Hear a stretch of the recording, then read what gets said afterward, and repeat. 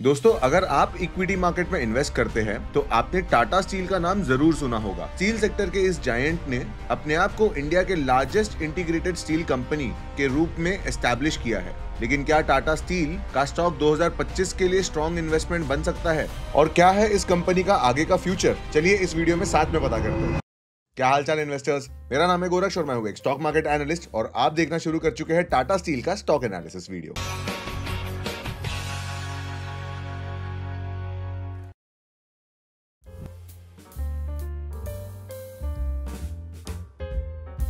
ये एक stock analysis video है, तो इस वीडियो के 3 सेगमेंट रहने वाले हैं। पहला हम इस कंपनी का ओवरव्यू जानेंगे, फॉलोड बाय इसका फंडामेंटल एनालिसिस करेंगे एंड फाइनली मेरा फेवरेट टेक्निकल एनालिसिस करेंगे। चलिए let's start with the company overview. अब देखो, स्टील का डिमांड देश में ग्रो ही होने वाला है, इसमें कोई दो राय नहीं है और टाटा स्टील इस सेगमेंट का एक लीडर है। हेंस ये कंपनी फंडामेंटली अच्छी तो है, बट फिर भी इसके बिजनेस आउटलुक पे थोड़ा सा हम नजर फेर लेते हैं। टाटा स्टील सिर्फ इंडिया का ही नहीं बल्कि दुनिया का लीडिंग स्टील प्रोड्यूसर है। 1907 में एस्टैब्लिश हुई ये कंपनी आज 26 कंट्रीज में ऑपरेट करती है। टाटा स्टील की कैपेसिटी लगभग 35 मिलियन टन से ज्यादा है। लेकिन टाटा स्टील का आगे का प्लान क्या है, ये समझना बहुत जरूरी है। सबसे पहले तो green steel initiative. Tata steel का मेजर फोकस एनवायरमेंटल सस्टेनेबिलिटी पे है। रिन्यूएबल एनर्जी और ग्रीन हाइड्रोजन के जरिए कार्बन एमिशन को रिड्यूस करने का पूरा प्लान है। Capacity expansion. कंपनी इंडिया में अपनी प्रोडक्शन कैपेसिटी को बहुत एग्रेसिवली एक्सपैंड कर रही है। जैसा आप जानते ही है कि स्टील कंजम्पशन ऊपर ही जाने वाला है, हेंस कैपेसिटी एक्सपेंशन एक प्राइमरी गोल होता ही है कोई भी स्टील कंपनी का। इसमें कलिंगानगर प्लांट का सबसे क्रूशियल रोल रहेगा। लेकिन third,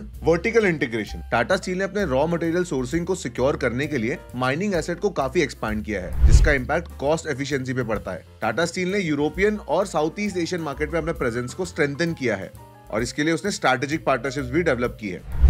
and finally, digital transformation. Digital technologies और ऑटोमेशन के जरिए ऑपरेशनल एफिशिएंसी बढ़ाने पर भी काम हो रहा है। ये सारे इनिशिएटिव्स टाटा स्टील को फ्यूचर रेडी कंपनी बनाते हैं, जो स्टील डिमांड के सिक्लिकल बिहेवियर को सपोर्ट कर पाए। जी हाँ, अगर आप नहीं जानते तो मेटल इंडस्ट्री सिक्लिकल होती है, मतलब ये जब भागती है तो पूरी तरह से भागती है और जब रुक जाती है तो फिर काफी समय के लिए रुक भी जाती है। टेक्निकल्स पे आपको ये देखने मिलेगा ही, पर चलिए फंडामेंटल एनालिसिस करते हैं। तो चलिए टाटा स्टील का फंडामेंटल एनालिसिस अब स्टार्ट करते हैं। हम सबसे पहले ना इस कंपनी का थोड़ा ओवरलुक देख लेते हैं। ये एक मेगा कैप कंपनी है, 1,60,000 करोड़ का इसका मार्केट कैप है। इसका return on capital employed positive है, which is a quite nice sign. इसका आरओसी 20% या डबल डिजिट इसलिए नहीं हो सकता है क्योंकि ये मैन्युफैक्चरिंग सेक्टर में आती है। ऐसे कंपनीज में पेग रेशियो काम का नहीं होता है। इसका ग्रोथ पोटेंशियल जो होता है वो मार्केट सिनेरियो पे डिपेंडेंट होता है। इसलिए कंपनी के ऊपर डेट काफी रीजनेबल है, क्योंकि ये मैन्युफैक्चरिंग सेगमेंट में आती है तो थोड़ा बहुत कर्जा तो लेना ही पड़ता है। कंपनी काफी हेल्दी डिविडेंड भी देती है, तो जो इसके इन्वेस्टर्स है उन्हें ये चीज ऑलरेडी भाती है। यहाँ पे हमें दिख रहा है कि सेल्स ग्रोथ में कुछ नेगेटिव साइन है। चलिए इसका प्रॉफिट एंड लॉस स्टेटमेंट एक बार देख लेते हैं। जैसा हम देख सकते हैं, इस कंपनी का साल दर साल पहले रेवेन्यू बढ़ तो रहा था, बट आप देख सकते हो कि कैसे 2015 का रेवेन्यू था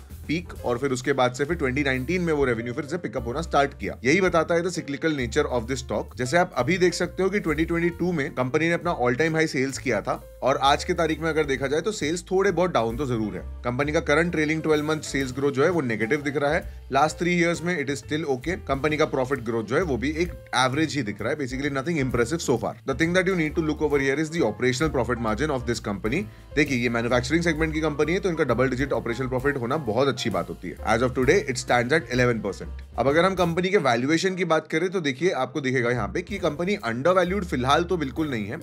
आप देखोगे कोई भी टाइम फ्रेम पे तो ये अपने मीडियन पीई से ऊपर ही ट्रेड कर रही है। 3 ईयर टाइम फ्रेम पे it looks like fairly valued and 1 year time frame पे it is looking slightly undervalued. अभी रीसेंट क्वार्टर के सेल्स भी बहुत क्रेजी नहीं आए हैं, इसकी वजह से वैल्यूएशन पे भी कोई पॉजिटिव इंपैक्ट फिलहाल नहीं आया है। सो ओवरऑल फंडामेंटल्स ये बताते हैं कि कंपनी इज ओके। देखिए, स्टील मैन्युफैक्चरिंग कंपनीज कभी क्रेजी फंडामेंटल्स दिखा पाए ये बहुत मुश्किल ही होता है। आप अगर टाटा स्टील के प्रॉफिट एंड लॉस स्टेटमेंट को देखोगे तो आप ये चीज ऑब्जर्व करोगे काफी बार इसमें नेट लॉसेस भी होते हैं। That is how the steel business works. अब इस बिजनेस का शेयर प्राइस पे क्या इंप्लीकेशन आता है, चलिए इसका टेक्निकल एनालिसिस भी देख लेते हैं। Let's move to the final analysis and my favorite technical analysis. So screen पे जो आप चार्ट देख रहे हैं ये है वीकली टाइम फ्रेम पे टाटा स्टील का स्टॉक। अब मैं इस पे ना कुछ आपको टेक्निकल एनालिसिस करके दिखाता हूँ। सबसे पहले तो देखिए, स्टॉक एक बार 2007 में इस ऑल टाइम हाई पे था एंड देन फॉलोड बाय सीधा 2021 में इस ऑल टाइम हाई को स्टॉक ने ब्रेक किया। अब ऐसे में आप तो जानते ही होंगे, अगर आप डोजी को फॉलो करते हो तो how to calculate the target.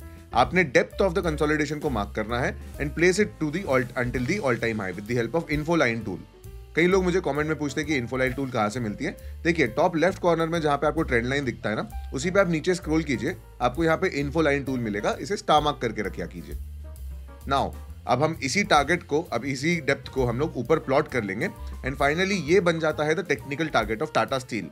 अब मैं आपको एक जादू दिखाऊं, जैसे ही टाटा स्टील ने इस लेवल को अचीव किया, as you can see, Tata Steel फिर गिरने लग गया। क्या ये स्टॉक बुरा है? बिल्कुल नहीं, पर ये स्टॉक ने टेक्निकल टारगेट अचीव कर लिया, तो अब भला ऊपर क्यों जाएगा? Hence the stock is now कितना गिर चुका है ये अपने ऑल टाइम हाई से।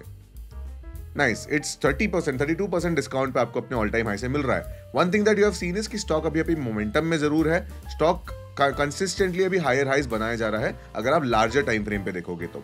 अगर आप इस पे अब करंट सिनेरियो पे अगर हम एनालिसिस करें इसका, अगर हम स्विंग लो से स्विंग हाई को अगर प्लॉट करें फिबोनाची रिट्रेसमेंट की मदद से, so you will now observe कि हम अभी गोल्डन रेशियो के काफी नजदीक है। देखिए अब ये सपोर्ट जो है ये काफी स्ट्रॉन्ग सपोर्ट है टाटा स्टील के लिए, बट अगर ये लेवल जो 122 का लेवल है ये ब्रेक हो जाता है तो फिर आप अज्यूम कीजिएगा कि टाटा स्टील जो है अपने 100s एंड 90s के लेवल को टच जरूर करेगा। जनरली फिबोनाची रेशियोज काफी इंपॉर्टेंट सपोर्ट और रेजिस्टेंस का काम करते हैं। आप ये भी देख सकते हो कि टेक्निकली ये स्टॉक अभी अपने क्रूशियल सपोर्ट जोन पे ऑलरेडी ट्रेड कर रहा है। अगर इस स्टॉक में हमें कोई रिवर्सल सिंबल दिख जाए, मान लीजिए अगर ये स्टॉक जो है अपने प्रीवियस स्विंग हाई के ऊपर क्लोजिंग कर दे, देखिए ये वीकली टाइम फ्रेम का कैंडल है और यहाँ पे वीकली टाइम फ्रेम पे एक डोजी भी बनी हुई है।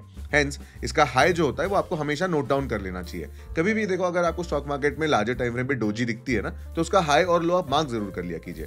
तो अगर इस डोजी के ऊपर में हमारी क्लोजिंग आ जाती है तो हम बोल सकते हैं कि टाटा स्टील में एक पॉजिटिव रिवर्सल आया है और फिर ये स्टॉक फिर से अपने ऑल टाइम हाई की तरफ चल पड़ेगा।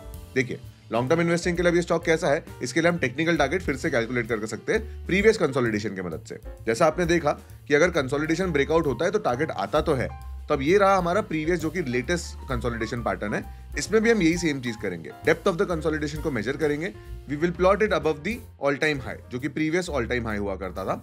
Now we will just simply draw this line and boom, we now have the ultimate target level of Tata Steel। अब देखो 224 का टारगेट हमने टेक्निकली कैलकुलेट किया है, ये कब आएगा कोई नहीं बता सकता, बट क्या ये आएगा? The answer is most likely yes, because it is a very good company, right? आपने देखा ये समय के साथ में it has always gone up, hence the stock has the great potential। Current market price से अगर देखा जाए तो this offers a return potential of up to 70%। अब इस चीज को अगर 2 साल भी लग जाए तो कोई दिक्कत नहीं है। ये याद रखिए, अगर आप स्टील सेक्टर पे बुलिश हो तो ऐसे केस में अगर कोई स्टॉक आपको अब 30% डिस्काउंट पे मिल रहा है तो आप इन्वेस्टमेंट जरूर कंसिडर कर सकते हो। अगर ये और गिर जाएगा कोई बात नहीं, अगले सपोर्ट पे परचेस कर लेना। अगर आपको स्टील सेगमेंट और टाटा स्टील के ऊपर में भरोसा है तो ideally the ideal way to invest would be आप हर सपोर्ट को बाय करो। सो टाटा स्टील का अब हमने टेक्निकल एनालिसिस भी कर लिया है। ओवरऑल देखो ये स्टॉक काफी अच्छा है, करंट मार्केट सिनेरियो काफी बेरिश है एंड हेंस ये स्टॉक भी अभी 30% गिर चुका है। रिसेंट टाइम्स में आपने देखा होगा ढेर सारे ऐसे स्टॉक्स हैं जो अपने ऑल टाइम हाई से 20-20, 30-30% डिस्काउंट पे भी मिल रहे हैं। This is because the bear market scenario में होता ही ऐसा है। बट ये याद रखिए, ऐसे मार्केट सिनेरियो में जो भी ब्लू चिप कंपनीज को या अच्छे फंडामेंटली स्ट्रॉन्ग स्टॉक्स को उठा लेता है उनको लॉन्ग टर्म में बहुत बेटर रिटर्न्स मिलते हैं। अगर आप इन गिरे हुए स्टॉक्स का एनालिसिस खुद करना सीखना चाहते हो तो डिस्क्रिप्शन से 6 स्टेप कोर्स की लिंक को जरूर कंसिडर करना। उसका फीडबैक बहुत पावरफुल है and it has helped so many students to learn. For more details you can visit my website.